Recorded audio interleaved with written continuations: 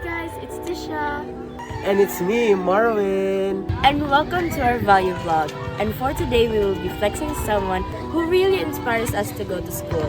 In our school, di ba? Meet Ma'am Jem and Sir Ken, isa sa mga teacher dito sa Tagum City National High School. Sila din ang aming mga teacher na palaging naghahatid ng bright and beautiful energy dito sa school. They're not just a teacher to us, but also our second parents. That is why we love them and respect so much. Dahil sa kanilang ginagawa, not just to us, but to all students. Sobrang na-inspire ako kay Ma'am dahil siya ang naging patunay na ang pagtulong at pagmalasakit sa ating kapwa ay dapat hindi lamang basta-basta dahil ito ay dapat na nanggagaling sa ating puso. And that's all for our value vlogs. See you on our next one. Bye! Hoy! Ako